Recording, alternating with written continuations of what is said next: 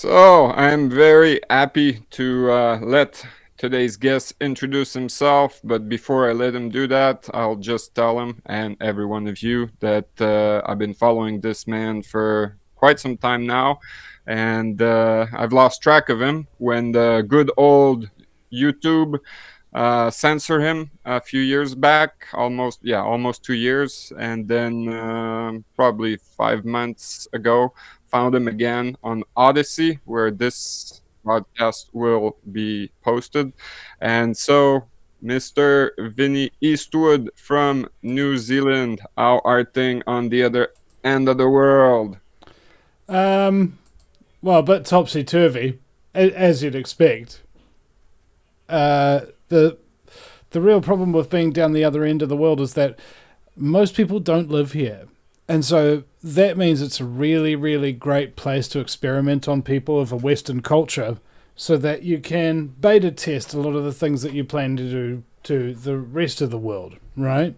And so that's where we found ourselves here in New Zealand. I mean, I went out, you know, I think in like 2008 or something like that. I was just fed up, couldn't work for the private industry, couldn't work for the public industry. So I started a YouTube channel and started interviewing all the people nobody wanted to listen to, and interviewed them about topics that nobody wants to talk about. So yeah, Wow, that I'm Vinny Eastwood, and I've done maybe 3,000 interviews, maybe been to 1,000 protests, and probably had more of a impact on the live streaming and recording element of New Zealand alternative media for the last 15 years. Thank you for that. And that's exactly what we are going to speak about. I got, in fact, a little list of things that people don't want to hear about.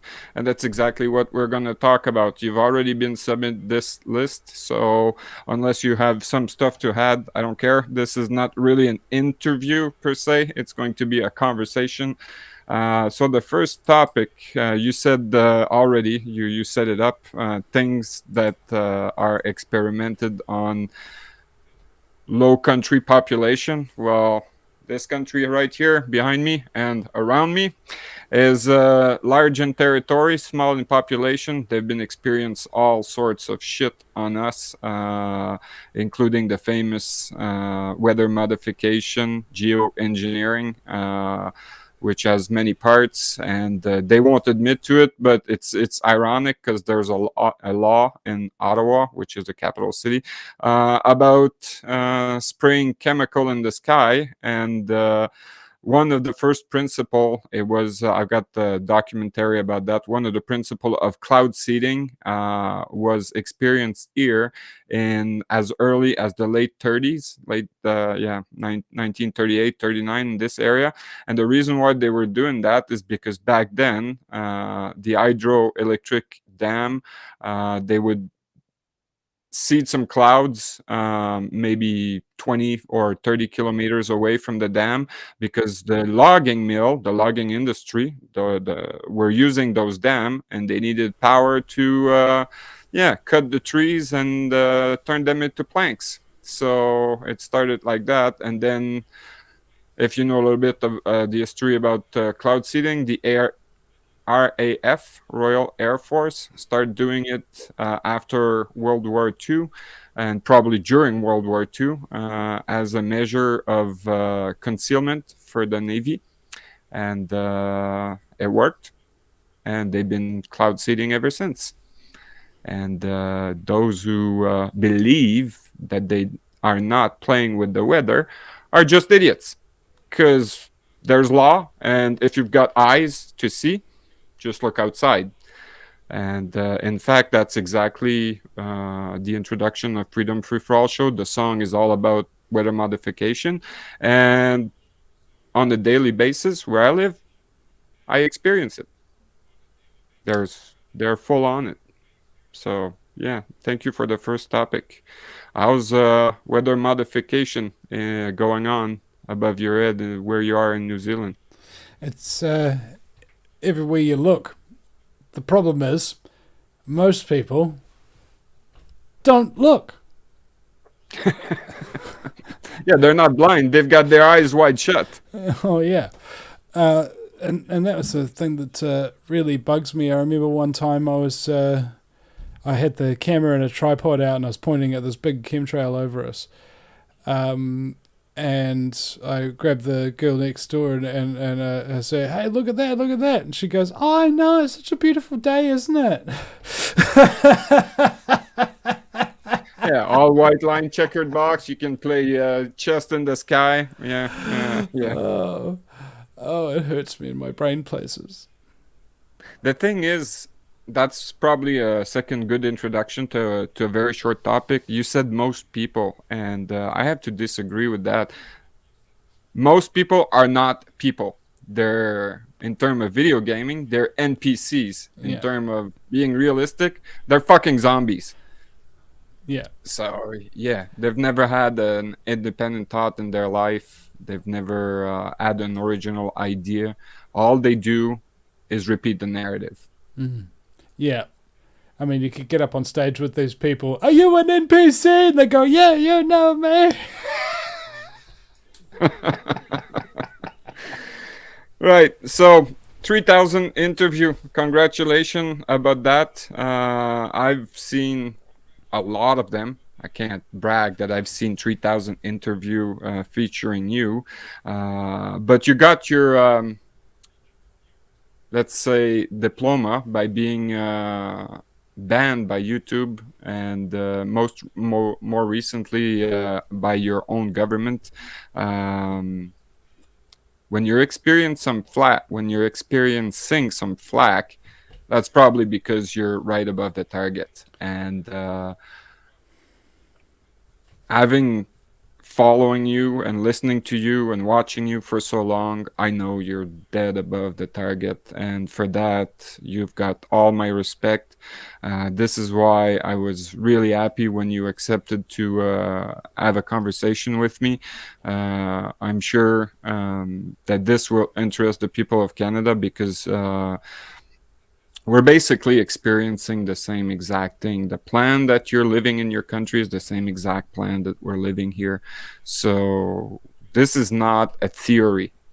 This is a fact. When I'm watching you and what you're living, and when you're speaking with guests, everybody is pretty much living the same thing, which means if it's similar in different area within the same time frame, there is a conspiracy. And I've known for a fact that there's been a conspiracy going on for a very long time. I mean, what is a They're a different conspiracy? actor, Right? I but mean, it's the same plan. anybody's got like brothers and sisters, and if you do, you've probably been the victim of a conspiracy.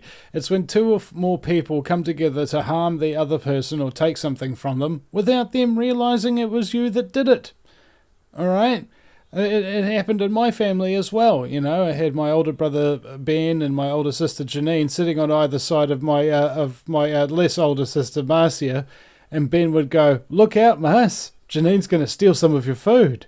And as she would turn around to cover her food from Janine, Ben would help himself to her plate, and then she would realize he's stealing her plate because Janine would say, "Look out, Marcia! Ben's stealing your food." And when she whipped around to protect it against Ben, Janine would help herself to her plate from the other side. All right, so you might say I was raised in an environment of conspiracy. Now, although it was maybe of quite not as much subterfuge, there's something to be said about this. That conspiracy happens all the time. It's in the law, conspiracy to commit murder, etc., criminal conspiracy, racketeering, etc. All of these things do exist. They are real, they are very practical, and they happen in the everyday world.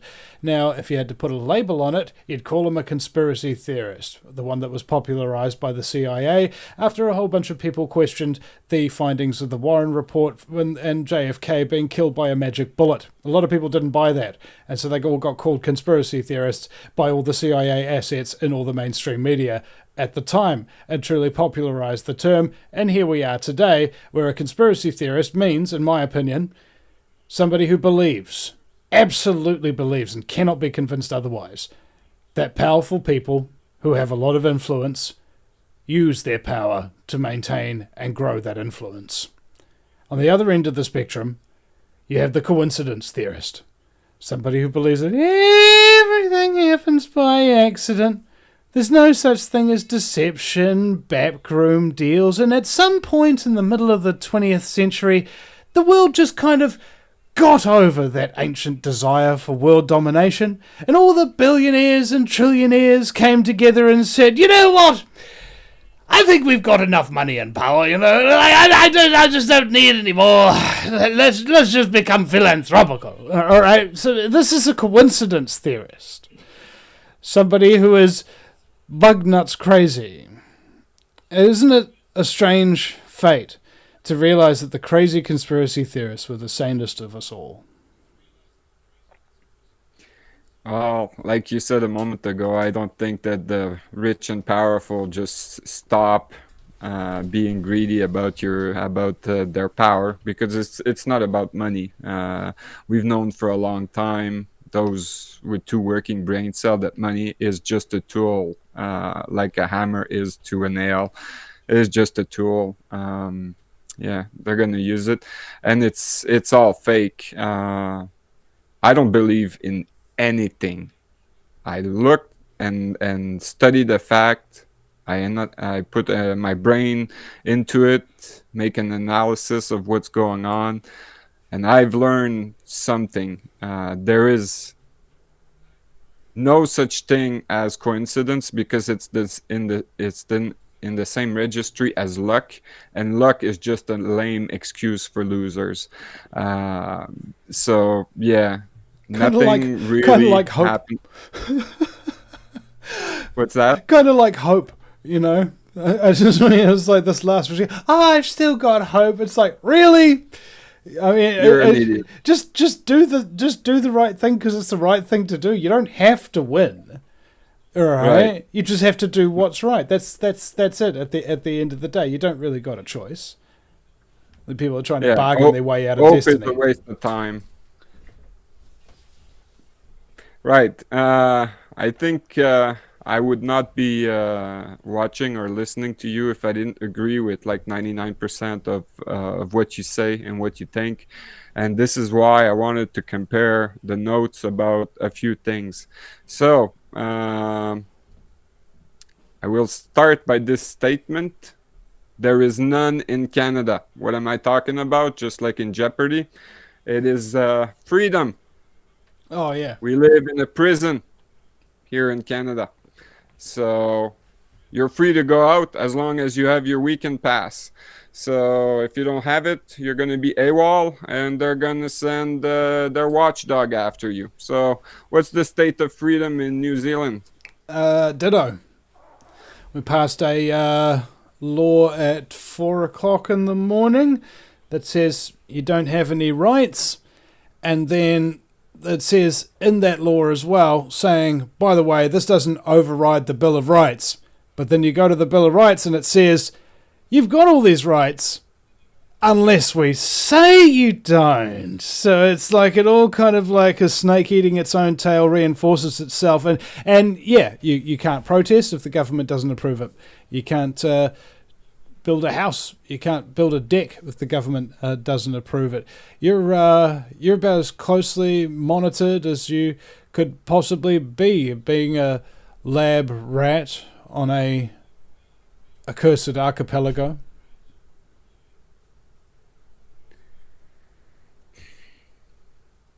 This is well, the correct word, depressing, but I'm way above depression. If I was just listening to myself, it is unacceptable. People think they're free because they believe when the fact states otherwise. Just like in your country, you need a government permit for everything. around here. You want to build a shed, you need to go ask for a permit. The only thing that probably saves us a little bit here in Canada is because the territory is so large. It is the second largest country in the world, after all. They cannot monitor anything. So this is the very sad part. People submit because they believe, again, that the government have power over them, when it's real clear that government belongs to the people. And this is really mind-boggling to me. As a former public servant, if you don't know, I was military.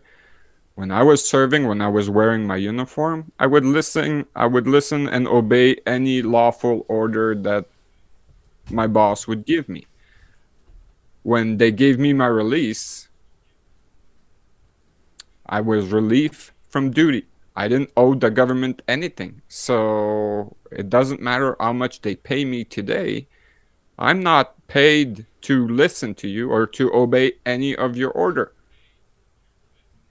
So why are people who, as public servant, believe that they have to obey the government? I really don't understand. I don't think following orders just because they're orders is a good idea. I liked it how you put in there any lawful order. You know, if something's lawful, doesn't necessarily mean it's legal, and vice versa. You're right about that. And it's probably not moral anyway. Yeah. You're right. Well, And here's a quitting your perfect cult. Quitting your cult. This is something that Mark Passio was talking about, you know. And I found this kind of like very, very shocking. How do you get the human mind to stop thinking in a reasonable fashion? How do you get it to shut down? How do you get it to follow different programs, that kind of thing? And this is basic cult indoctrination techniques, and you'll become highly familiar with them if you ever go into public schooling or get a job in any major corporation. First of all, there's a central authority figure and a central doctrine, and anybody who really questions that doctrine gets kind of henpecked into shutting the hell up, or they get ostracized and thrown out. And there's fluorescent lighting. It's not too bright, it's not too dark. It kind of like makes you feel a little bit sleepy. And the sleep deprivation, you're going to be there real early or you're going to be there real late. And not enough breaks, or so on and so forth. And there's no real good food either. Kind of nutritional deprivation, either not good food or not enough of it. And behold, you have a complacent mind that is capable of doing repetitive tasks that don't mean anything over and over and over again until that program sinks in and you become part of the cult. Now, if you've been part of culture, just think about the first syllable here, cult. The New Zealand culture, the Canadian culture, the police culture, the military culture, the political culture, you see. Everybody's in one form of cult or another. Even me, right now. Goodness knows which one it is, because cults don't really kind of come out at you and say, hey, you know, we're part of a cult. Because people don't like the idea of it. What really happens is you become kind of your own religion at the end of it. You sort of get black-pilled and you're like, whoa, hold on a second. I'm the center of my own little universe?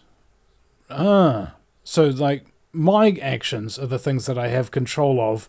I don't have control over anybody else's actions. That's right. So I can't make anybody else do anything I really want them to do. And I have no right to? Yeah, that's right. So it means the universe rests upon me, upon my shoulders, upon what I do with this very moment, each and every day. Not what somebody else tells me to do? Yeah. Fuck. That's too much responsibility for a lot of people. And they crumble under the weight of it. Oh yeah, I know full well about that. Here's a little anecdote. I had a master's. No, he was a petty officer. I was in the Navy, by the way, and he was yelling at me out loud in front of everybody. And he, at one point, he stated exactly that. You will learn. I was an ordinary seaman back then, ordinary seaman 14. That the world doesn't revolve around you. I was looking at him. I was kind of stunned, and he shut down. Or he shut up for a brief second. So I got right into it. I said, you will learn, petty officer, that from my point of view, the world revolves around me. I cannot stand outside of me looking at me. So, of course, the world is around me. And you were talking about school a moment ago and repetitive tasking. And that's probably what saved me and what brought me so much into being a freedom lover. I personally hate to do something that I've already done. And anything repetitive,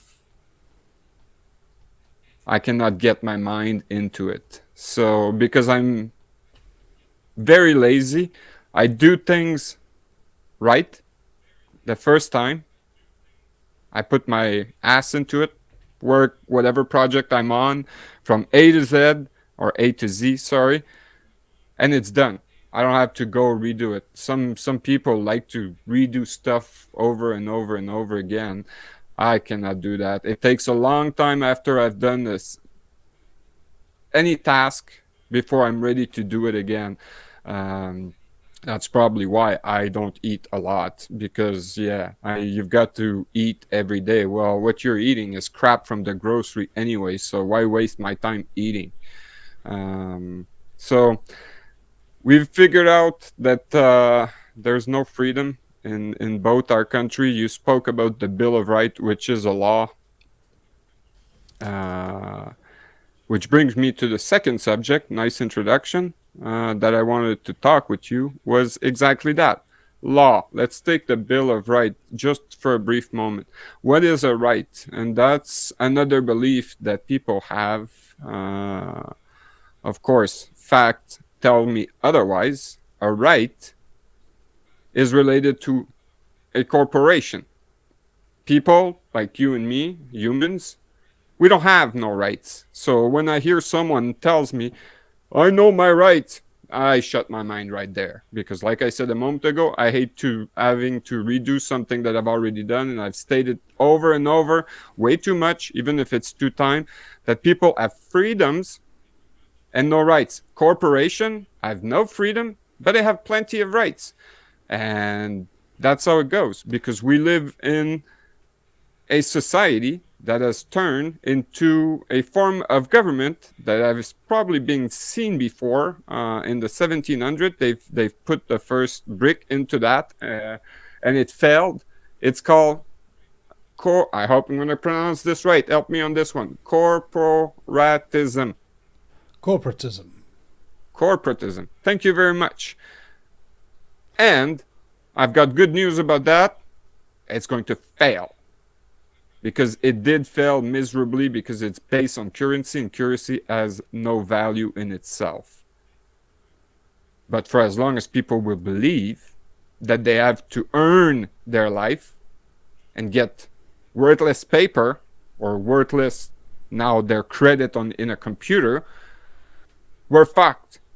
Because they're going to go all the way. For as long as they're paid, they're going to destroy the earth. They're going to trash the earth. They're going to fish the last fish in the ocean. They're going to cut the last tree in the forest. They're going to blast the last mountain out of existence because they're paid. And like you said a moment ago, they're not assuming any responsibility, not the individual who are doing that in the name of the corporation, and not the corporation, because when it comes to clean up the mess, they simply cut or bankrupt the corporation, shut the door, and there's no one home to repair. It's kind of like law. getting a trap, a very, very well made, skillfully designed trap for a rabbit. And sure enough, rabbit comes along and whoosh, he's trapped. And then there's all these other rabbits who are just as vulnerable to the same trap, who come by and laugh at him and point at him and go, ha, you fell for the trap, you fell for the trap, when they're just the next one on the list, right? And I was just kind of thinking about this sort of despondency that happens in the truth movement when you realize that other people are living in a completely different manufactured reality to us. All right, we are living in a reality where facts, truth, honor, decency, and having a code means something to the rest of humanity, the vast majority of them. That shit doesn't mean squat. That's empty platitudes off of a movie or something of that nature. They don't actually care. They don't even think that objective reality exists. Oh, it's your truth and my truth is this. No. There's no your truth, my truth. There's the truth, and then our beliefs, which is subservient to that truth and should change if the truth doesn't support them. Okay? That's why it's called a hypothesis. These people don't know how to work through issues. They don't know how to talk to people. They don't even know how to talk to themselves. And just be like, hey, bro, what? Did you know that you were being a bit of a dick right now? It's like, what do you mean? It's just like, you were calling that guy a conspiracy theorist, even though he's saying the same things that you were thinking. Yeah, but I didn't want to look bad in front of everybody. No, shut up, mate. It's the truth, mate. You're being a dick cunt. All right? And that kind of conversation that you're supposed to be able to have with yourself privately doesn't happen with these people because the programming is so deep. They don't think they're under mind control. And that's the sign that you know that the mind control's working. This is the scary thing because they could do anything. They could be programmed to do anything. Oh, you got to wear a mask on your bum.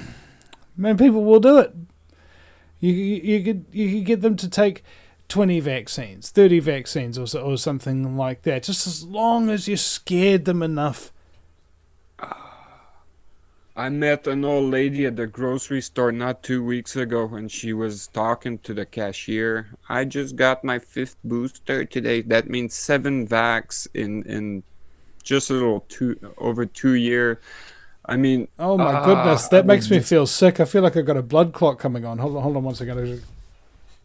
Okay, I got rid of it. I'm better. I feel better. It was exactly. I felt so bad. I offered her flowers, and she was all to take to her grave. Grateful to me, and she didn't realize I was offering flower for a funeral. So yeah, and anyway. So fuck. So why? And that's the question about law. And I don't think it's any different in your country than it is into mine. When you were in school, unless you were in specialized school, law school, that is, did they ever showed you a line of law in school? Outside the law of the school, the rule of the school, that doesn't matter. But law of government, were you introduced in any way, shape, or form? So why? All right, so I see. It's the same here. They never, ever said a word about law to us. And all of a sudden, law applies to you. And I've found that's a cold hard fact. I got it here, in fact, and that's my next subject, so I'm going to introduce it. This is the written Constitution of Canada. I've looked into it for New Zealand. Apparently, you guys, and correct me if I'm wrong, don't have a written constitution. You have an unwritten constitution, which differs from Canada. Is that right or wrong? As far as you know. Well, opening up a can of worms with that one there. I mean, no. We've got a national anthem, we've got a Bill of Rights, and we've got a Littlewood Treaty, which was apparently the original treaty that the English signed with the Māori. We've got the He Whakaputanga Treaty from 1835, and it's all a big messy quagmire. Do we have a constitution? Some would argue we do, some would argue we don't, but it's all up in the air at the moment. Yeah, you don't, because I've looked into it extensively, and I've looked into your parliament, and I've tried to find out. As soon as you said yes about 2 weeks ago for today's interview, I've looked into it, and I didn't find it. That's where it differs. But we both, New Zealand and Canada, come from Britain. That's the origin of what's going on. So here's where we are similar. There is one law. I don't know if you know about it. I think you do, if I remember correctly. Maritime That law. was a Maritime law. The New Zealand is no, no. Queen and right It's of not New of Zealand. any importance. Maritime law. We can talk about it a little later. Common law, you said, but there is in common law a thing called Magna Carta Libertatum that came into existence on the 15th of June of the year 1215 under King John, the fucking tyrant, when the people have had enough. And that's why I was so keen to speak to you about that. But I'm going to read a little excerpt from I'm going to read you three little things from Canada's Constitution. All right. Are you ready to hear that just for a brief moment? Sure. All right. Article 52, page 69, because, of course, this show is going to primarily be to Canadian, but hopefully to the people that are watching Vinny's show as well. Article 52, the Constitution of Canada is the supreme law of Canada, and any law that is inconsistent with the provision of the Constitution is, to the extent of the inconsistency, of no force and effect. So, in other words, this is the top law, the top dog in the kernel. Let's read another article, and that's why I'm reading them in this order. So anything inconsistent with this is not valid. Article 32 of the same document, all right? This charter, so that means all this document, because it's a charter, constitutional charter, applies A, to the Parliament and Government of Canada, B, to the legislature and government of each province. So these two articles together tells you this is the supreme law and it applies to government. I am not listed in there. None of the people are listed in there. So anything the government does is indeed under this charter. So let's presume they give a permit of operation to a corporation. Yes, it falls under this charter, under the Constitution. They have to obey all of the law. I don't. As a person, as a human, let's drop the word person because it comes from Admiralty law that you spoke a moment ago. A person is a corporation. The people are human. So these are the facts. And this comes from common law. This is the British North American Act and what it gave us. And this document here clearly states how the government is set up, how the province are set up. I don't know if New Zealand is divided into province, but Canada has 10 provinces and 2 territories. They each have their government level. Anything that is not stated in this is not valid. So, to be short and clear, this applies to the government. All the laws apply to the government. So, to answer my own question that I asked 10 minutes ago before I started ranting about that, this is why they're not showing us any law in school. Indeed, these laws don't apply to the people. So I return to my original question, where in the program, in their mind programming, do the people believe that the law applies to them? Let's just put a bracket into what I said, common law. Of course, there is a criminal code, which is law. Right. But it doesn't matter. If you're going about and committing a murder, you're bound to answer for your action no matter what the law says. This is what common law is. Do no harm to someone else, or you're going to answer for about your behavior. So it is real clear in our country, and it's derived from English common law and from Magna Carta, which is a valid law in New Zealand as it is in Canada, because we've inherited about the law of the British. And that's why it came to existence. So that was my third subject, Constitution. That brings me to the fourth subject, I have to tell you a little story, but it's all related to exactly what I've just mentioned, law and constitution. Society of our own was the fourth subject that I wanted to bring onto the table. What Magna Carta did for the law of New Zealand as Canada and Britain was to recognize that the government was not unlimited. In fact, they were bounded by the rule of law. And if they went outside the rule of law and did some crime, that was called common law, the law of the people, the law of the common people.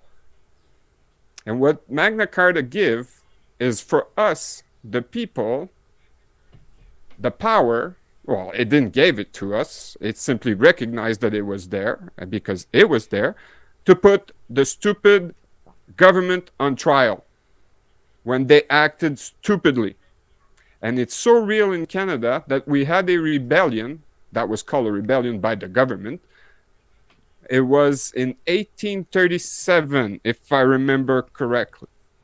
And they sent the troops to quell the rebellion. They killed a bunch of people. They've hung a bunch of people according to the law. Well, lo and behold, when the next government came into seat, those were the Tories, by the way, it's a political party of some description. The next government, when they came into power, was the first responsible government of Canada. They had to recognize that the rebellion was lawful because the government was unlawful. And they had to pay reparation to the family of the people who the military killed during the so-called rebellion, which was not a rebellion. The government went out of control. People fought it with weapons, with cannons and horses and sword and guns. They lost because the military obviously are stronger, more organized, and have better weapons. So I've often heard that when I'm not sure I'm going to say that right, but rebellion becomes a duty when the government is out of control. But who's in rebellion? When injustice becomes law, rebellion becomes duty. Thank you very much. Yeah. Thank you very much. But it's not a rebellion against a lawful government. They are in rebellion against the law of the people. When they're starting to hurt people, like you said, force them to get injection, even if it's deception or fraud, it is violence because it's based on a lie and private interest all around the world because they're all following the same schedule in different countries, right? They did the same. The what you call the face mask, I call that a face diaper. Why? Because your face looks like an asshole, and when you speak, every word you say stink. So you better put a fucking face diaper so I don't have to hear you or see your face of hypocrite when I see you at the grocery store. Hey, look, we're what? Almost 3 years into that shit? I have not obeyed a single government recommendation or order. I don't give a fuck what they say. Like I said earlier, when they released me from the military, I was not paid enough to obey any order from now on. So whatever the government says, you can stick it up your ass. I don't give a fuck. I'm not obeying anything. And the law and the Magna Carta that they've tried so hard to destroy for the last 800 years, and the common law of the people that they've tried so hard to destroy over the last 2 centuries, still applies no matter what these fucking assholes says. Our ancestor, our common ancestor from Great Britain and both from New Zealand and Canada, they've sweat, they've teared, they've spilled blood for all these years just for us to believe that we have to obey the fucking crooks who think that they were elected. It's not enough. You know how many people voted for the current sitting government in Canada? 32%. And that's 32% of the people who voted. It's not 32% of the total population yet because they have the most vote they get to be the government? I don't think so. Those elections are not valid. They should be validated any election, when you get 50% of the total population. That would be legitimate. You get 32% of the people who vote. How about me? Oh, you didn't vote. You didn't get to speak. I have spoken by not voting. Me not voting is a vote of non-confidence. I don't trust this system of bullshit enough to go waste my time and cast a vote. Oh, you should have went and nullify your vote. No, not going is enough. I have no trust, and I will not vote. There's none of these clowns, no matter what they say, that will bring me to the ballot box. And last cycle we had the election here with New Zealand and Jacinda Ardern being re-elected, and when she first got elected, I was scared, man. And when she got re-elected, I was terrified because I knew what she would do. And sure enough, I was right. With all these lockdowns and everything like that, it's just destroyed the country. It's turned families against each other, and all because people have been too afraid and too easily swayed. You know, it's a sad thing to see. But you do what you have to do. You resist in all the ways that you can. And even in some ways that you can't. In my case, I've got complex post-traumatic stress from getting arrested. Do you think I wanted to get arrested again? No. Why the hell did you do it then, Vinny? Well, because who else was there to do it and get the big public stink up about it at the time? He who has the ability has the responsibility, ladies and gentlemen. If you don't take your responsibility, how things end up is on you. And exactly. Amen to that. How many times did you get arrested? Just side question like that. I've been arrested three times in my life, but 3 times. All right. Okay. Just a little inside joke between you and me. You're a soft belly. I got arrested. I'll be generous on the low side. All right. I've been arrested 80 times. Whoa. And they've charged me with everything in the book except maybe for raping someone. All right. I've got everything on my back. Well, thank goodness for that. I've never been convicted. I don't give a fuck. I go in court. I'm happy to go in court. I smash them to pieces. Even I've lost a few times in civilian court. I don't give a fuck about what they say. I've got a warrant for my arrest. Possibly. I don't know. I will not go there to verify. 5,000 kilometers from here in the province of Quebec, because last time in civilian court, they convicted me of $10,000 fine to the revenue agency. I took their judgment. I was not even outside the courthouse. I was just outside the courtroom. First garbage. Probably the only time I was good at basketball. Put the judgment into there. I don't give a fuck what they say. And what you have to do, because most of my trials, well, all of them, as a matter of fact, were in French. I cannot share it with you, but they're on my channel here. And there's a little bit of a freeze thing that happens for about 3 seconds. So I tear them pieces. It's very short and sweet. Where's the law that says that Jeff, hereby present, has to listen to you? One at a time, we were talking about a person. I was talking about a person earlier on, and they were calling the name that I have on my driver's license and birth certificate, right? So I raise up, I look at the false judge there, and they state, I am here for this matter. I don't reply that I am the person. As a matter of fact, they repeat the name. And I look at them, I said, I don't own the person that you're looking for. The judge, the fake judge, looks at me and she says, well, then in that case, there's nobody in front of me. So I put my because I know it's theater, right? So I put my theater face, and I go like this.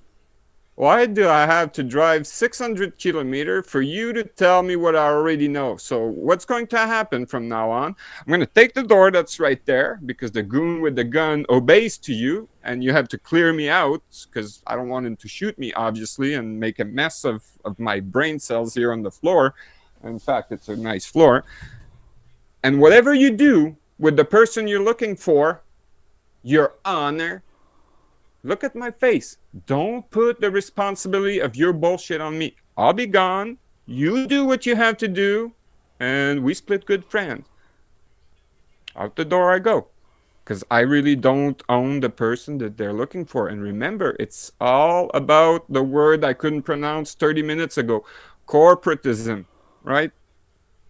They're looking for you in a corporate matter. I don't deal in corporation. I really don't. That corporation belongs to you. Here's another little side story for those who don't know, and maybe you. I've worked in an hospital. I was in the birth department. You know, birth like a ship, births, right? And I was delivering birth certificate.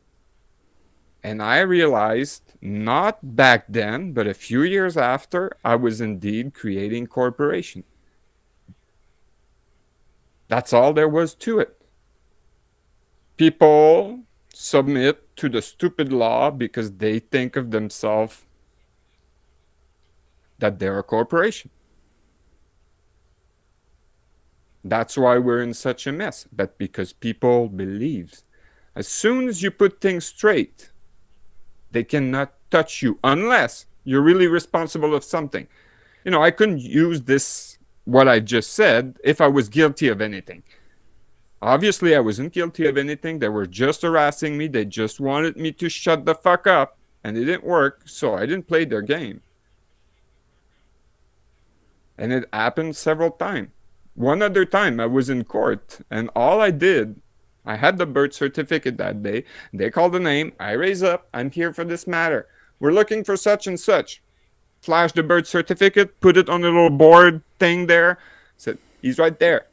And they go on with their procedure. I don't step into their stupid jurisdiction. A few months later, they start asking me questions. I go, put my theater face again. Why are you asking me questions? Because you're the person. No, the person's right there. I'm the cab driver who took it here. If you want to keep it, keep it. Oh, no, we don't want to keep it. All right, then I'm going to sit. I'm going to wait until you're done. I'm going to take it back where I took it from. So nobody accuse me of being a thief of the person. I'm only the cab driver.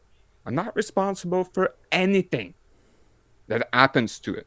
So they do their little thing. I'm not really listening. Take the person back to where I took it from in the morning. That's how I get rid of these people. For most of the time that I got arrested, it was simply harassment. I was driving on the highway, and they would flash the cop car behind me because they wanted to have a little fun with it. And just for what they call a verification. Once again, I'd flash the person, and I'd be on my way 2 minutes later. Oh, everything's all right. Fuck, man, why are you wasting your time and mine to tell me what I know? So, yeah. The fifth subject, because of all of these things, that I wanted to talk with you, because in your last interview that I saw on Odyssey, you said that you were mainly a journalist. And it was not really up to you to bring solution. And that really triggered something in me. I said, now I've been listening to Vinny for so many years. I've been watching his show. I know you've got courage. I know you're a man of conviction. I know you are thinking. And you have valuable guests on your show. So I've done something after all these little story that I could go on for hours. that leaded me to say there is nothing to do with society the way it is now. And I think you've come to realize this as well, right or wrong? It cannot be fixed, right? Yeah. It's too far gone for us to think that we could be, let's say, elected and fix things, or work for it until we can fix it. That cannot be done. No. So, do you know a man called Dean Clifford? Yeah. I was sort of thinking about him when you were talking, and he was like, you know, the judges don't like me because I call them pedophiles and that kind of thing. And I was like, well, there's just no pleasing some people. I pretty much do the same. I called them the name of what I'm sure of, facts, right? But I wouldn't come up with something. If I knew a fake judge was a pedophile, I'd call him that. But I have no evidence of that. But I have no evidence they're judge either, so I don't call them your honor or judge. The more that I will go to is ma'am or sir. Obviously, you're a ma'am or you're a man, you're a sir. So that's it. I've never anyway. So Dean Clifford, after all of his adventure, and we can question why he was in jail. It's none of my business because the reason that led him there is probably because he stand for freedom. And then they did the same as they did to me. They harassed him until he snapped, and they got something on him, so he could sit in jail for 2 years. Anyway, when he came out of jail last time, he said something that I'd like to share with you now. And it's his word. It's a quote. He said, "Fuck them. Let's make our own society." Yeah. And maybe that's what's happening organically as well. Because, like, I don't know, a lot of people have been grateful for the lockdowns and everything because it forced them to find their tribe, sort of thing. And, yeah, we've found our little circles of people and things like that we otherwise wouldn't have found if we hadn't been pushed into it. That sort of thing. Are we creating our own networks and things of that nature that are going to carry us through to the future while everything else collapses around the rest of these fucking idiots? You think that things just going to be the same forever? They'll never have to be personally responsible for anything of a day in their life? No, mate. Preparing all the time for just taking care of yourself and those around you. Good. Because that's exactly what the society is. Here's the little trick. We have to do it the way they've treated us. They don't give a fuck about us, we, the real people, the few that are left, that are so far in between. We're talking to one another the way we are now, and the way you've done it with so many great people that I've seen, so much so that I don't remember 97% of the name of the people you've spoke to in your life. There's too many of them. But these are all, or most of them, some could be cheater, but I don't know who's, not for me to judge, but most of them are ready to exactly do that, create their own society, micro society, because it cannot be done otherwise. These shows that we're doing, that we're recording, that we're broadcasting, are not for the majority. They're for the extreme minority, the 200 or 300 that are watching this, the 2,000 or 3,000 that are watching this. If we're really doing a good show, maybe we'll get 10,000 people watching it, 20,000 people watching it. Out of these, how many are really willing to do exactly what you said, take responsibility for their own action? Very, very little. Very few. Yeah, I mean, and also it doesn't really take a cast of thousands. I mean, the more people doing something, the better, obviously, but each and every one of us has our own path, you know. Today might not be your day to step off the path that somebody else has chosen for you and start walking your own. That might be tomorrow, or it might be the day after. The thing is, you know, you just keep doing your broadcasts and what have you, just because occasionally there's somebody who, against all the odds, against all the brainwashing mechanisms, against all the little temptations and distractions, yeah, kitty kitty over here, that kind of thing, they were listening to a show. It did make them sit bolt upright, and they stopped living their life the way they previously had, and they changed something, and they made the world just a tinier bit better. Like, that's basically all you got to do for it. I mean, we're the ones who are shining the light, but it takes the prism of the audience to create the rainbows.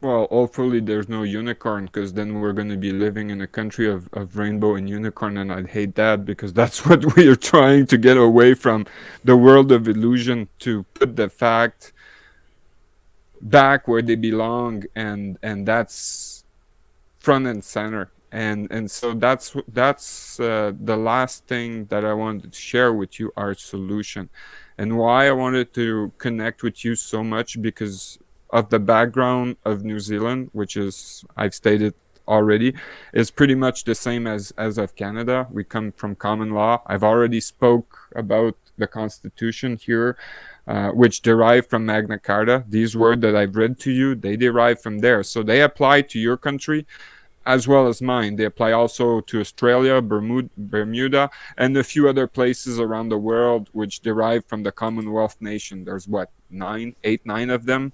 All of what I'm about to say are entitled to do that because of this, and I have done it. And it works. So that's why I would like to now, I won't extend too much. The people on my channel know about that. They've heard extensively about it. All the evidence is down on my channel. Like I said, it was done in French, because obviously I got a heavy French accent. That was done back east in Quebec. That's why I got harassed and arrested so many times. I've done a thing in 2015, and back then, before I state to you exactly what it is, I've discovered that when I was researching for solution. That's right after Dean Clifford said, fuck them, let's do it. Let's do our own society. So where do we start doing that? So I had this as a staging form. I realized evidently that the government in Canada, I don't know about New Zealand, but you don't have a written constitution, so it's not as obvious. But in Canada, this describes how the government should be formed. Who's the head of state, the queen or the king, how the government is elected, where they're elected, how and how often they have to run election, where are the writings, everything's in there. The hierarchy of the government is all written in there. And I was looking at the government, I said, obviously, they're not formed the way it's written. This is the supreme law, and they're in infraction to all of it, in fact. All right, so then I discovered Magna Carta. Why is Magna Carta so important? And still valid to this day, by the way, to anyone who asked the question. They've tried to repeal it in England over and over and over again over 800 years.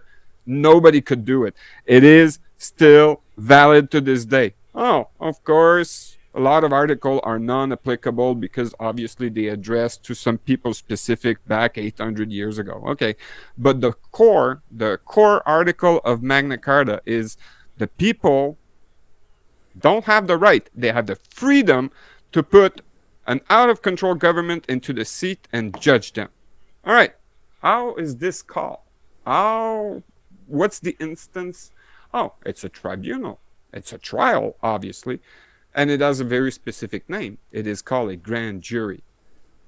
A grand jury. Okay, what the fuck is a grand jury? Remember, we're in 2014 when I discovered that. Oh, 24 people in a room judging any situation that is out of hand. Any situation, civilian or criminal or martial. Oh, okay. Can I sit the government in the seat? And do I need a lawyer and a judge and a court and blah, blah, blah, and the Ministry of Justice? Answer to all of this is no. 24 people sits in a room and they come with a decision. Wow. Okay, seems simple. It took me a year to be able to gather 24 courageous, voluntary souls to do just that. Worked my ass off for 6 weeks, 1 year to set it up, and 6 weeks to hold the hearing. 6 weeks over the course of 3 weekends. That's why it took 6 weeks. It didn't took 6 full weeks. It actually took 6 days out of those 6 weeks. About 24 hours per day. So roughly 12 hours per day, 24 hours per week. Yeah, roughly 3 days in total to come up with a grand jury and a judgment of the people. Okay, where does that lead us? Well, it worked. After we held the hearing,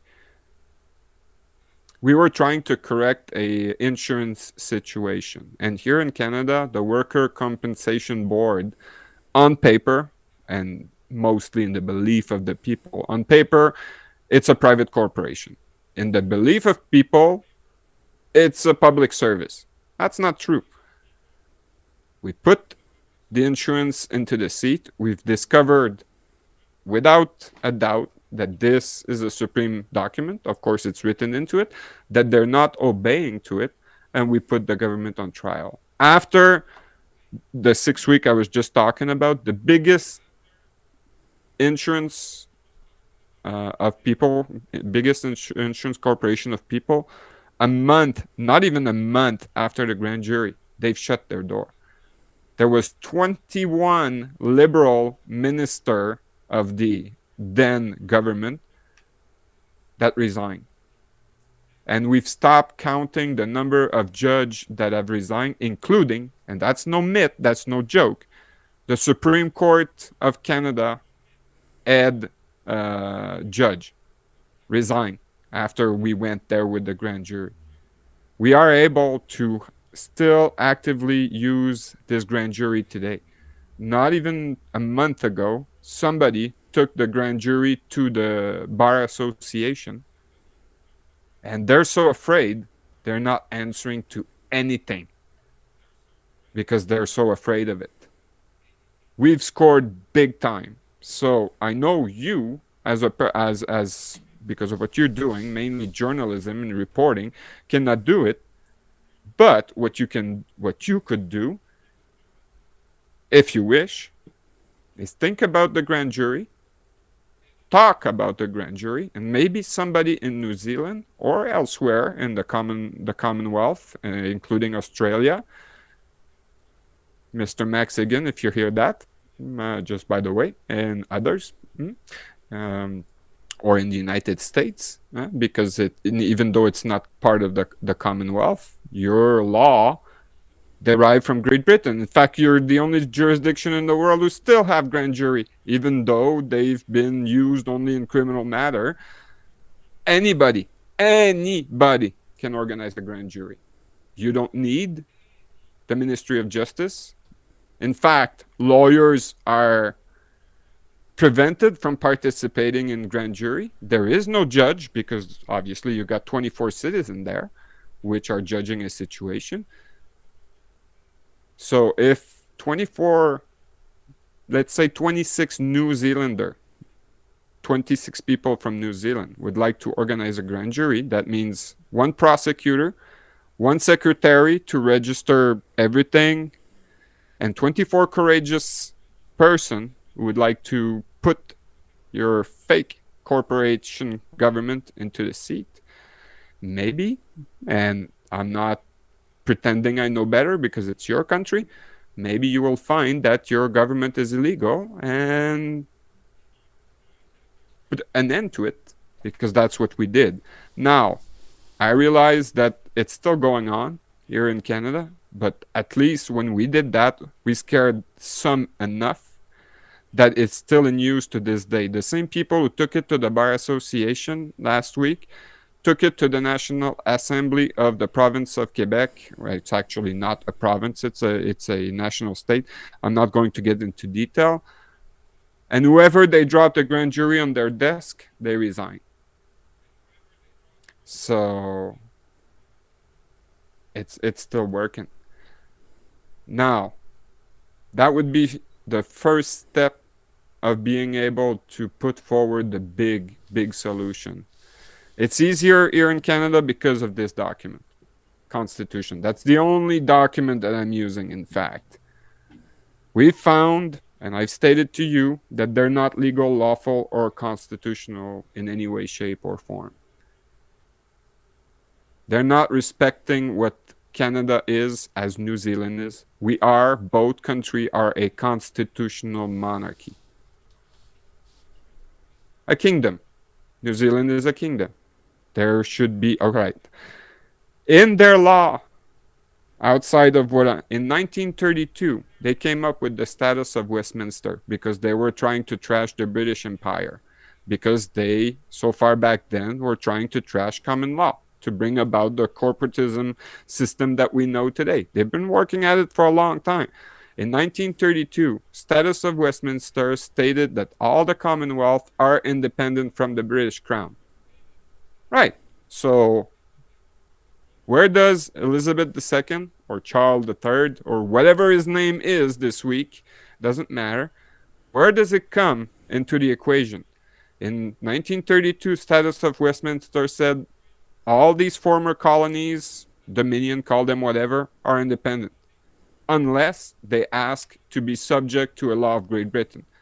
Okay, I took that. I've thought about it a second. What if tomorrow Great Britain decide that they're not a kingdom anymore? What if they turn Great Britain in, I don't know, a shithole? Oh, it happens that it's a shithole.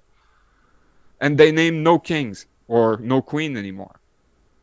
How would it affect Canada when it says clearly, I try to find the article very quickly, that the head of state of Canada is Her Majesty. I think it's, yeah. Article 9 of the Constitution. The executive government and authority of and over Canada is hereby declared to continue and be vested in the Queen. That was written under Elizabeth, so that's why it's written that way, or a king. What if Great Britain doesn't name a king or a queen tomorrow? That changes the form of government of Canada, or New Zealand for that matter, or Australia, and be illegal, unlawful, unconstitutional, and immoral. They decide some. So, Status of Westminster state clearly, unless the Dominion colony decide to submit or to be subject to a law of Great Britain, they're on their own. Oh. So that means we made a mistake when 1932 came about. That year, all the former colony, your country as well as mine, should have been naming their own king or queen as head of state, regardless of what's going on in Great Britain. So I thought about it for a moment, and that's an entire story. It's all true, all documented. The pile is right there, actually, right there, to prove it. In 2017, I made a little experience. I called Minority Republic into a town hall that I've paid and rented of an unknown village back in Quebec, so small indeed that they were happy to rent me their biggest room for $50 for a night. I wrote a very precious document to this day. I've got the original in a pile there. And I got the newspaper. Hold on for a second.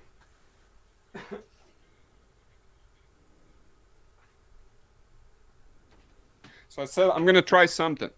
I'm going to write to Westminster and Buckingham Palace. And I'm going to tell them that based on 1932 Status of Westminster, I am claiming the crown of Canada. From that day on, that was the 14th of April 2017, Canada has his own king, regardless of what's going on in Great Britain. And I know most of you people cannot read French, but I've stated that in the Freedom Free Time So it's nothing new for the people watching this channel. Here's the newspaper. I don't know if you can see it right. It's in French. I warn you. Can we get a good, clear picture of that? This guy, and that's the text that is there. Sorry for the quality. This guy here is the King of Canada. Legal, lawful, constitutional. And they know about it. So this is where we do a society of our own. And that's what I would like New Zealand to do, Australia, and all the other places that derive from British law. I cannot do anything for places like Brazil and Morocco and other places. But for at least for the Commonwealth, a common law country, that can be done legally, lawfully, constitutionally, and utmost morally. It is needed. It is a world emergency. After that, we didn't stay seated. We have now, for a portion of Canada, and we're working actively on it, the people have gathered together and they're forming the government. That's where we are today. We have an active legislature, a bi-level legislature with a lieutenant governor and a governor general and a prosecutor general, that'd be me, and a solicitor general and a royal guard and people who are doing their duty outside of the corporate system. That is the solution I wanted to talk about. I'm sorry to blast your mind with it. I can see you're thinking. I was thinking about what Dr. Rima Labo said, is that any solutions that we propose here and now, although they might be viable in a vacuum kind of thing, we're still part of the United Nations and we're still part of the WHO, who force our governments to do tyrannical things and stuff like that. She says, like, number one, first priority for everybody, get out of the United Nations, get out of the WHO. If we're still in them and they can implement Agenda 21 willy-nilly, as they have been doing, it doesn't matter if we've got a chief prosecutor or a governor general or anything like that, because they just roll over the top of you with their smart tech. All right. Here's the secret of me keeping my sanity in this entire thing. Is what I said earlier. We do it without them. So that means if you're to do all of this, the only reason you would do a trial, grand jury style, is to make sure you have a legal foundation to not obey to these clowns anymore and say, okay, you guys are all unlawful, unconstitutional. In Canada, that was real clear because of the Constitution, and we're not listening to you anymore. But the secret to keeping my sanity is really not to care about what they do at all.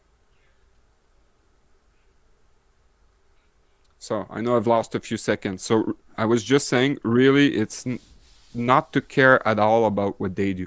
You let them be, let them do whatever. You just take no part of it. You do your own society without them, because they're awesome at doing it without us. So because you're doing it to me, I'll be doing it to you. I understand that a lot of people would like to put Justin Trudeau, Prime Minister, fake Prime Minister of Canada, into the seat and put him in jail. But I'm not like that. I don't give a fuck about them. Really don't. We do our own society, and screw you. Because you're going to be wasting many years, put these assholes into the seat of the guilty, and ultimately you will...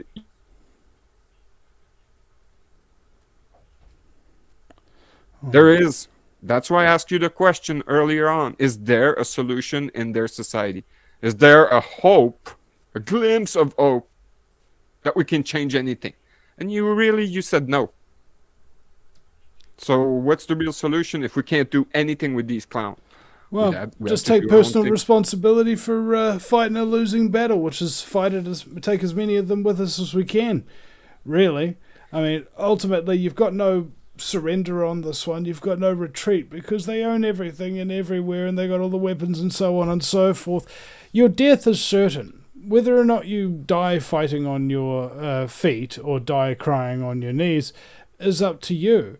It doesn't matter whether there's hope. All you got to do is what you feel in your heart is right. And if you feel like creating your own parallel society is the right thing to do it. If somebody else feels like planting a garden is the right thing to do it. Anything the New World Order does not want you to do that you feel in your heart is a good thing to do, go ahead and you go do it.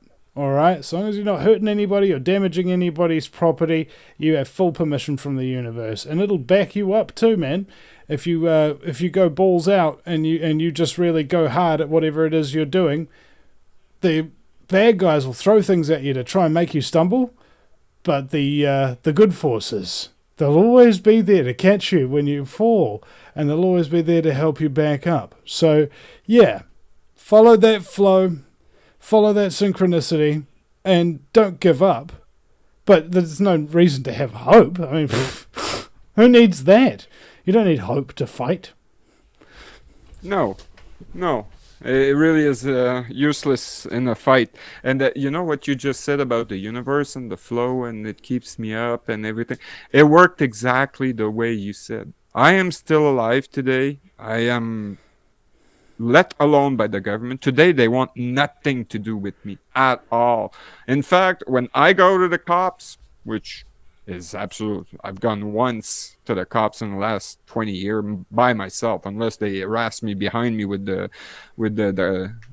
ticket machine car, and they wanted nothing to do with me. I had a reason to go. I had to go warn them about the situation, but they really want nothing to do with me. Really nothing. That's why I don't fill in tax paper or tax return anymore. I don't sign tax paper. Not to say I'm not paying any income tax. That's a different subject. But I don't file with the government. I don't do anything with them. The only thing is because I own this house here and I rent a public service when it's actually private, but I need the snow plow to come during the winter, and the same grader, the same machine, grading the road in the summer. So I'm happy to pay my, what they call here, municipal tax. They're actually regional tax once a year for getting this service. That's about the extent that I will collaborate to them, because yes, I want the machine to come and plow the snow. I don't know if you have that problem in New Zealand about snow, but here it could get really thick, and I'm living in the middle of nowhere, so I really need that grader to come about. So that's about the extent that I will collaborate. But the reason I'm sharing all of this is because it worked for us. And the people who are joining this society, there's not that many, but there's a few hundred of them. They all discovered the same thing, which is based on responsibility you were talking about. If they assume responsibility and they do things differently, well, the outcome will be different, because I don't remember who said that, but the fact of always doing the same thing and expecting a different outcome is the very definition of insanity. So to me, that was how I got motivated of doing something very different. I don't collaborate with their bullshit. I don't fold into their bullshit. I don't swallow their lies. And I will not tolerate them to be there anymore. So the country needs a form of government to manage the resource. It has to be the way it says in the Constitution that is right here. Obviously, these clowns are not doing it. We cannot trust them to do it. Therefore, we have to do it ourselves. And I'm not advocating that a country like yours follow. We are obviously here in Canada a constitutional monarchy. We have a basis of working. It's written black on white. So we can apply them, while the clowns in front, we can laugh at them because they're not doing it. In your country, because there's no written constitution, it would be probably a little more difficult. Or, on the other hand, you may find after a trial that it'd be even easier, because all you need is a king or the form itself of the government is not defined precisely, so you don't have to follow the way we have to do here in Canada. So, but there's a base of work, and if a country like Australia or Bermuda or any of the former Commonwealth nation would be doing it, then the government of Australia could be recognized by the People's Government of Canada, and we can start working things out differently and show the rest of the world that we are capable of doing it without them. Because there's lots of people, you said it earlier, there's no reason to go and protest. They're not listening to the people, so we can't ask them to change. Therefore, if I had to ask something to the government of New Zealand, I would need to address your clowns. And I would need to be using our clowns to address your clown. We'd be getting nowhere. Because, like you said, they're all bound by the United Nations. Well, the United Nations is an assembly of tyrants. When you put a bunch of tyrants into a room, it doesn't become a free thing.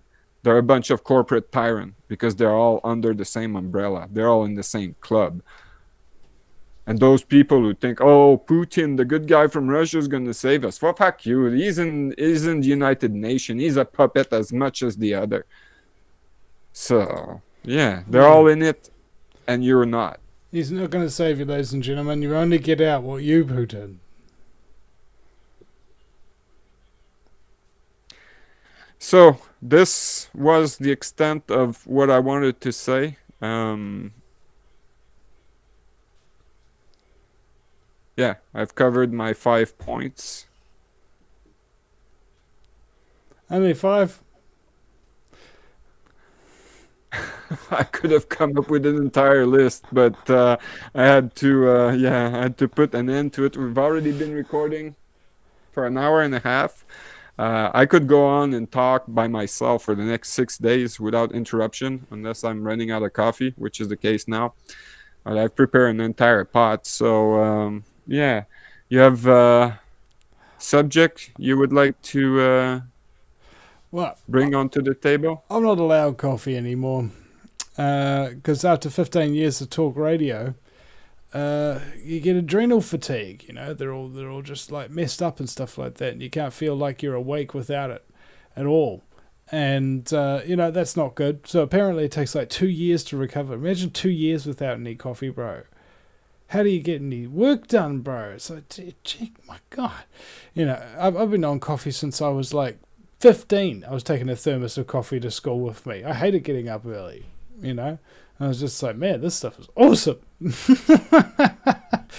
But, you know, we're all getting sick, you know, and that's a real problem. We've got to work on our health. We've got to work on our fitness. We've got to work on what we're putting in our bodies and what we're putting in our minds and all of this kind of stuff, man.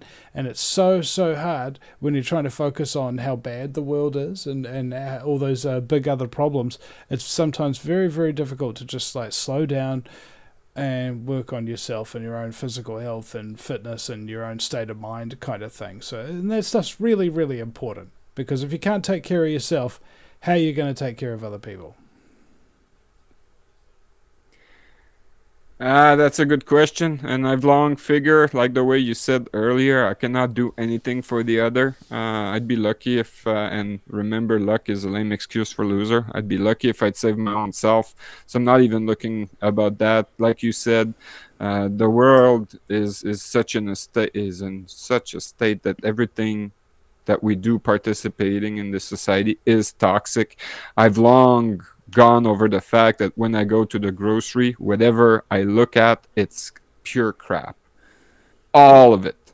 Even when you're looking, oh, I'm vegetarian. Okay, nice for you. Where's your garden? Oh, I go to the grocery. Well, the seed are Monsanto, they're Roundup ready, and you're eating all of that. Just that. At least I eat frozen pizza, and I can tell you that I'm eating crap. You pretend that you're eating healthy.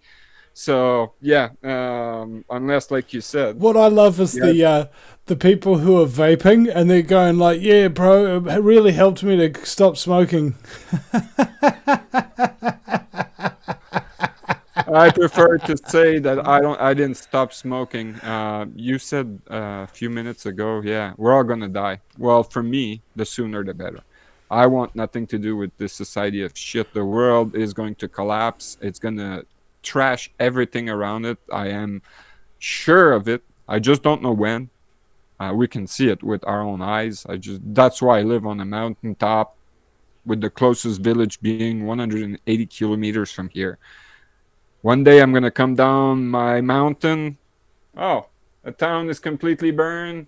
There's no grocery. The service station for gas is blown up.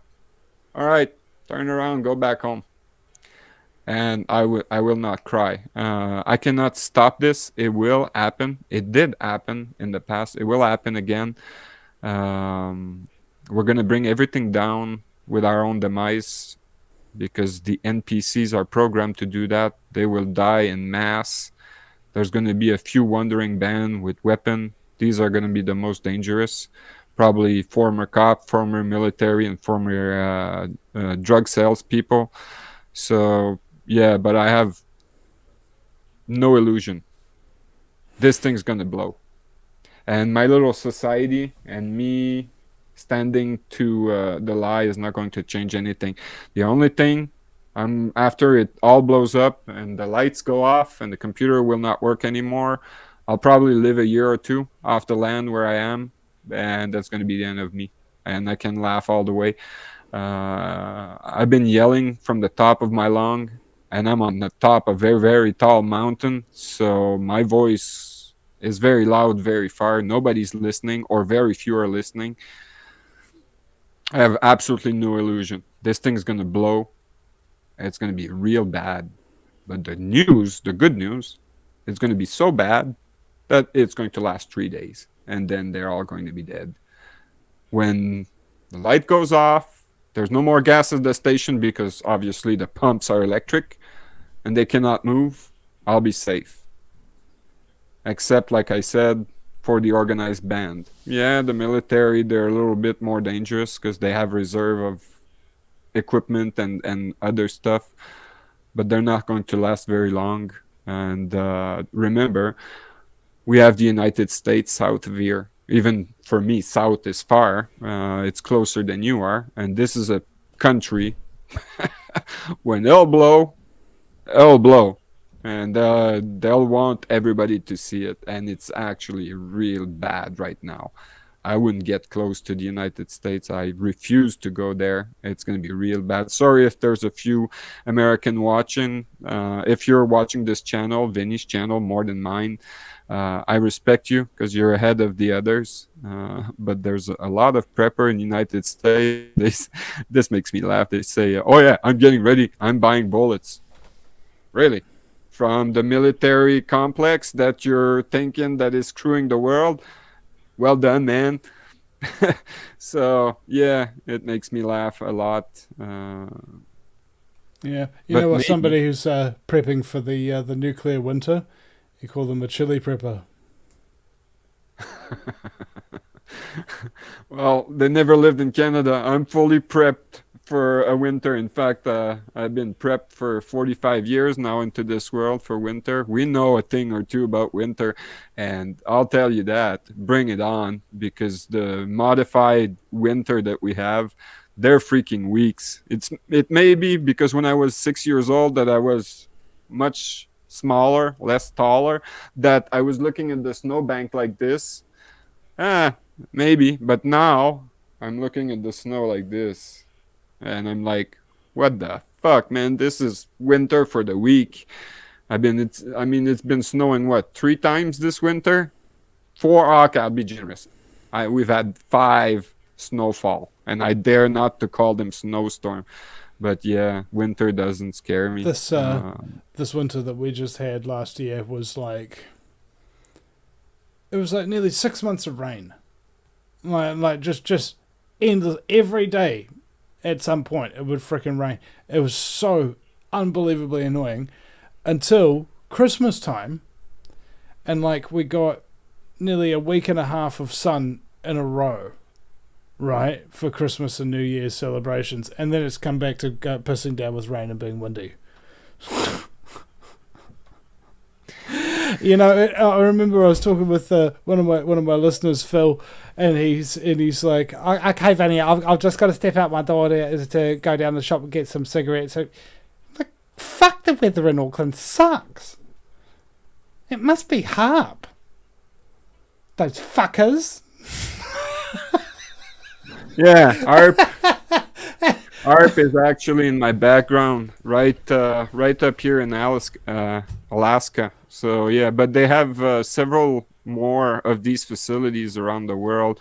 But according to Dane Wigington from Northern California Geoengineering Watch, they're using Doppler radar to modify and steer hurricanes and rainfall. And yeah, the weather modification is so severe that nothing can be called natural, including the rain you're talking about, for a long time now. Yeah, the forests are in bad shape with all the shit that they've been spraying on us for over 50 years, barium and strontium and aluminum and whatnot. It's a real shame. What do you do with the dead chemtrail pilot? The who? A dead dead chemtrail chem- pilot. I have not heard of that. What's that about? Well, what do you do with a dead chemtrail pilot? Oh, it's a question. Yeah. Nothing, I guess. You bury him. Okay. Yeah, I think that the airplane have been droned for a long time, and the pilot they're just a joke. Oh yeah, they can take over the computer and pretend that they're flying the plane, but yeah, Hey, what do you call the secret society that runs the chemtrails? The no idea. Illuminati. Uh, yeah, they have so much different name for their secret society over the last year. It doesn't, or the last 100 year. It doesn't matter what their name is anymore. But yeah. Oh, good thing. That's one of the things that I like about. I'm bad at humor, especially in English. That's something I could never grasp. Even in French, I'm bad to begin with. I don't know if you have this. You know, stand-up comics. Yeah, stand-up comedy. It exists, right? I look at these people from time to time when I'm really bored, which is very rare, and nothing they say makes me laugh. And I look at these people in the crowd, and a guy just said something, whatever it is, doesn't matter. The only one I can actually listen to, especially in English, is George Carlin, because when he speaks, and his soul rest in peace now, especially his last 2 or 3 show, he was not a stand-up comic anymore. He was a stand-up realistic guy in the end. His last 2 or 3 show, he was just bang. It's just philosophy. You know, it's Would laugh at. well, it ceases to become comedy at some point. It becomes philosophy. This is what comedian Steve Hughes told me about Bill Hicks. He said that's why a lot of people liked Bill Hicks and Bill Hicks's comedy is because it wasn't just comedy, it was philosophy. You know, a love of thought. That's what really makes you Would laugh. Speaking of thought, there's a rumor that has been long going. Maybe I'm gonna put some fuel on the fire here. That Alex Jones would be Bill Hicks. Yeah, What do you think of that? yeah. Well, I had a look at that claim, and I'm not 100% sold. Yeah, me neither. I was just asking the question because you brought it Well, on more to the the point, table. I mean, like Alex Jones and Bill Hicks both went to Waco, Texas when that was going on with the Branch Davidian standoff with the ATF. How can a guy who's the same guy be in the same place at the same time? You know, it's the Superman thing. If they've been in the same place at the same time, then they can't be the same person. Right. You're probably right about that. I never heard about that, but yeah, I remember the ATF standoff, and yeah, I was a little young back then. It's been a while. It's oh shit, what is it? 25 years ago? Yeah, I mean that's something a lot of people don't know this, but Bill Hicks actually did go out to Waco and try to do like kind of a bit of a newsreel kind of footage on it. It was on one of his on a documentary, I think American, the Bill Hicks story, if I remember correctly. And at the same time, Bill Hicks was going out there doing his reporting on it and that kind of thing. And both of those men, Texas men, realized at the time that, hey, the government can and will do whatever it wants. You know, it'll just roll a tank in with a flamethrower and burn you and your children alive if you say you don't want to live under the rule of the US government. And that's what they did.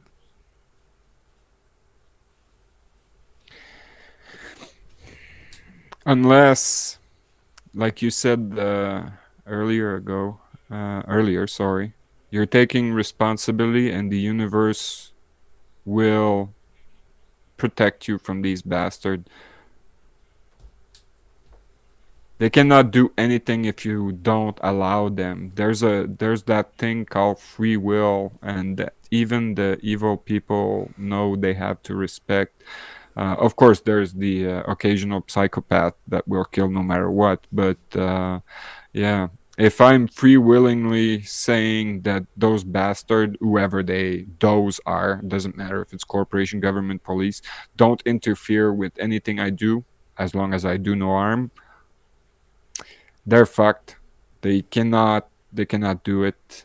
Just the way I put back my petty officer when I was an ordinary seaman. The guy had all the reason in the world to yell at me. He could have ordered me anything, and I made a standoff at him, proving he was wrong, and he couldn't do anything because ultimately I had done no wrong. And you're yelling at me for the show, but you know full well you're higher in rank. You've been there 20 years. You know everything and everybody about around here. And in the end, I'm the one walking out standing tall because I have done no harm. The reason why I was getting yelled at is because I was right.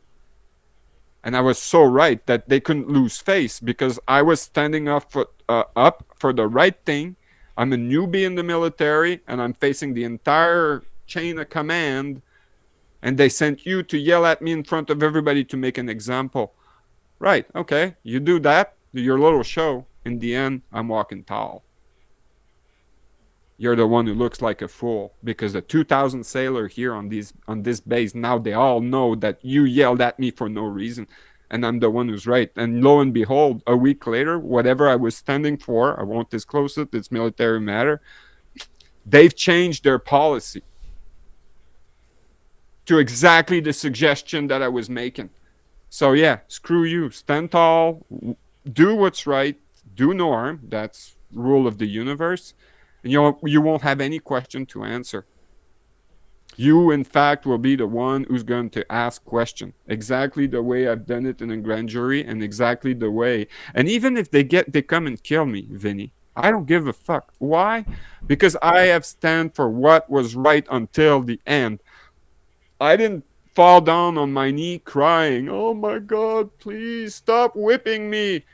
No, I am here standing in front of you, and if you fucking try, even think that you will whip me, I got bad news for you. I'll take the whip off your fucking hand, and I'll whip your ass until you go to hell where you belong. And if I have to die doing this, I will. And that's how things go. If you fall for tyranny, if you think that the clown in front have power over you, you have a mental problem. And we've got mental institution where you'll find people exactly like you who call themselves psychiatrists.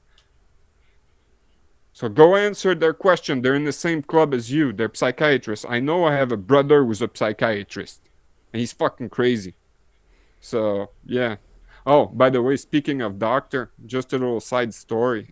That's not on my list, but yeah. Remember I told you earlier I worked in the bird department of an hospital, right? That day, I decided that I wouldn't bring my lunch from home and go eat on the grass the way I do it because sometimes there's winter in Montreal, Canada. Well, I decided that I would go to the cafeteria, right where it was a big hospital, 17,000 employee plus the patient. Anyway, So I go to the cafeteria.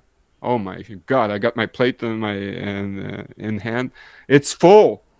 Damn it! There's like 2,000 people eating at the same time. I haven't seen that since high school. So yeah, okay. I see. I see an empty seat there. So I go, and everybody's just dressed like normal, right? You don't make people out because they're dressing in a special manner.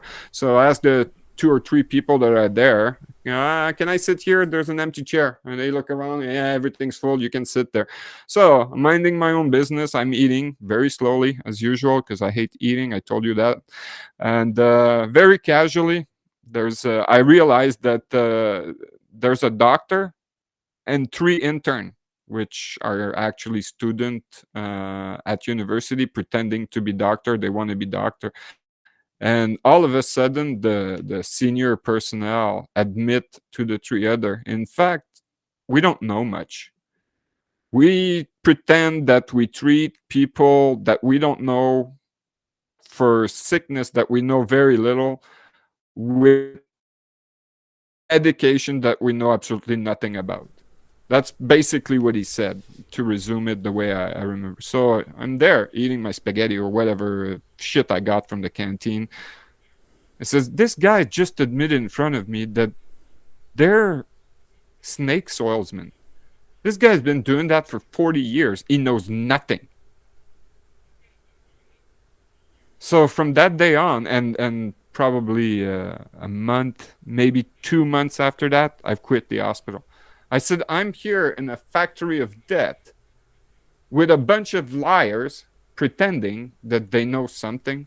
And by the way, just to mention those birth certificate thing, even if I've done it, I haven't done it for a very long time. I was hired at this hospital as an emergency phone operator, basically the equivalent of a 911. You have that in New Zealand, 911? Well, we call it 111, but yeah.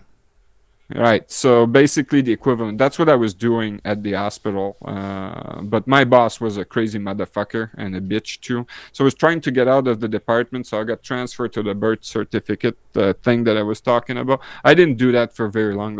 So just to close the story, possibly 60 days, maybe 3 months after I heard that, I quit. I had very secure position there, and nobody could have kicked me out. I was earning very, very good wage, like $27 an hour back then in 1998. So it was really good. I'd be there to this day if I was some kind of crook or liar, but I couldn't stand it anymore. So yeah, I've quit this entire shithole of an hospital.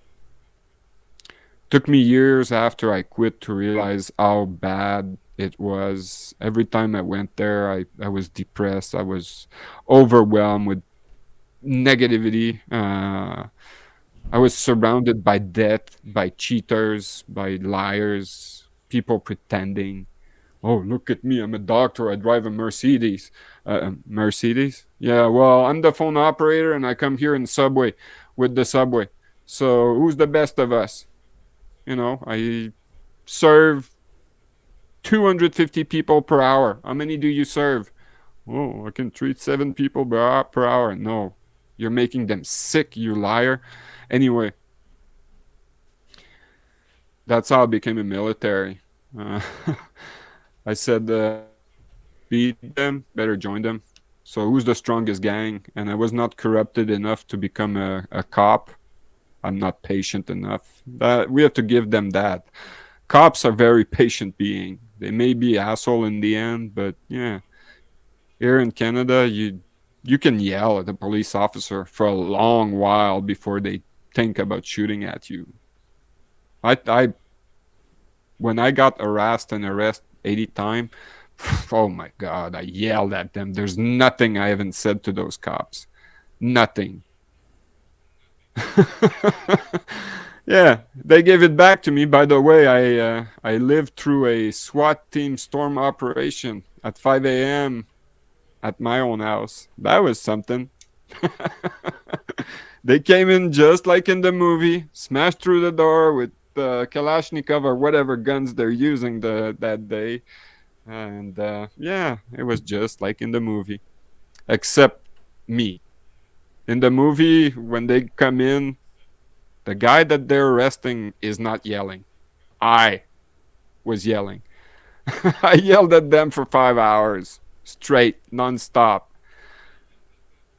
At the end, one of them told them to shut my fucking mouth, and he was a giant. He was like twice, probably 3 times my size, and I was handcuffed in my back. And like I said, standing tall. Guy at least 2 times my size said, unhandcuff me for a minute and I'll show you, you fucking parasite. You're so scared of a tiny guy with glasses like me that you have to handcuff me. Yeah, anyway, so 2 hours, Mr. Vinny Eastwood. Is your mind blowing at this moment? Yeah, like one of those jugs that you find played in bluegrass bands, you know. I know you more speaking more than you are today. When I watch your show, you're a lot of time you're the one who's doing exactly what I'm doing today.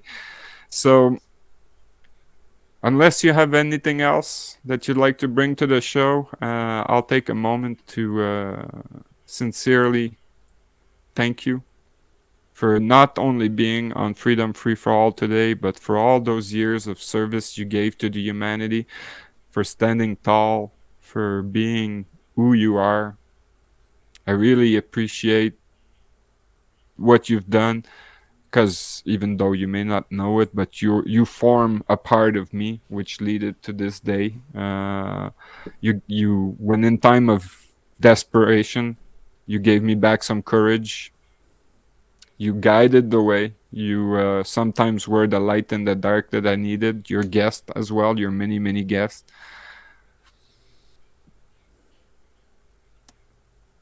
The world would be it's already sad place, but it would be much worse if you weren't here, you and some others. I have developed a lot of respect for you.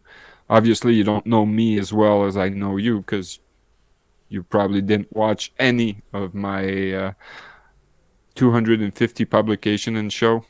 Oh, sorry, That's man. okay. I was No, busy that's making okay. my 6,000 shows. I broadcast mostly in French, so unless you want to learn in French, you want to learn some French, I will not be offended. Besides All I know is oui oui and sacre bleu. yeah, but that's French from France. It doesn't concern me. Okay, French Canadian is 30% different. We don't understand each other very well. Put on the mouth. Well, thank you, and thank you for the honor of accepting this conversation. Hopefully, now to the listener of this show, somebody's gonna catch up, organize your grand jury or some type of trial of your fake government. That's in your capacity. There's no need for anything special.